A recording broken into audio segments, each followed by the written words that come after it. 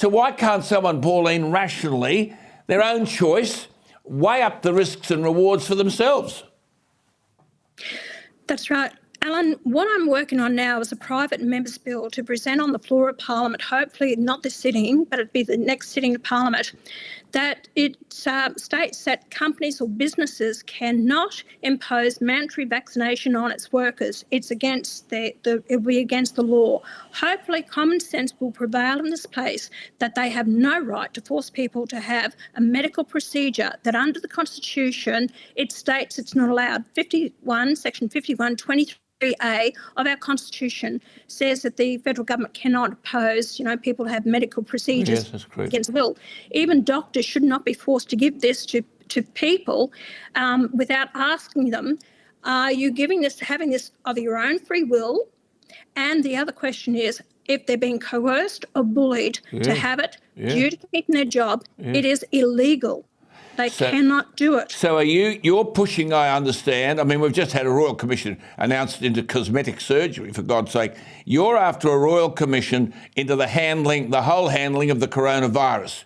You've demanded, have you not, One Nation, a Royal Commission, because we talked here, it was an unprecedented event, disrupted the lives of everyone in Australia, and you said you want a Royal Commission. Where are you on that?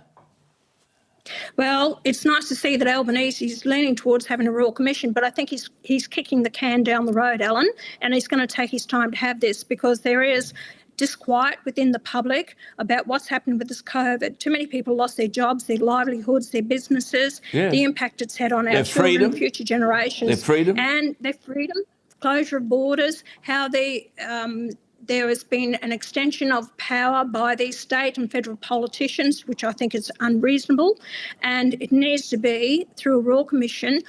But, Alan, it depends on the terms of reference. Yeah.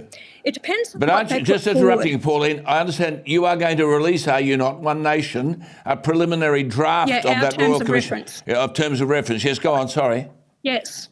We're going to put up our terms of reference, what needs to happen there.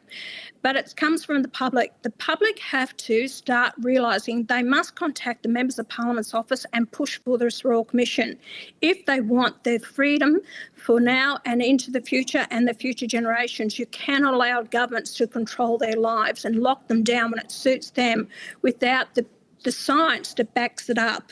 And this private members bill I'm putting up, Alan, is about employers. Like Qantas is now forcing people to actually have the flu jab.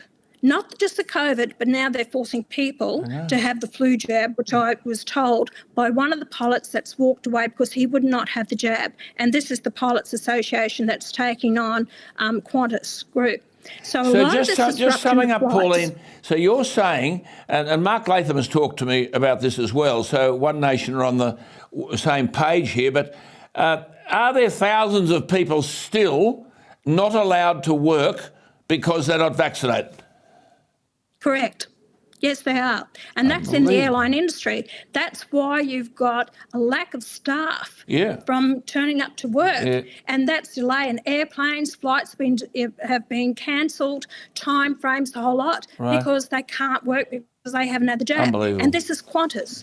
This is Joyce. That's why you've got such a disruption in this country. Yes. Well, I mean, it's in other industries as well, as I get correspondence about all that. Pauline, we'll leave it there, but this Royal Commission thing, stick to your guns on all that. Great to talk to you. You're talking the language that the people outside want to hear, not that esoteric stuff that you hear in these talk fests. Good to talk to you, Pauline. There she is, the national leader of One Nation, Pauline Hanson.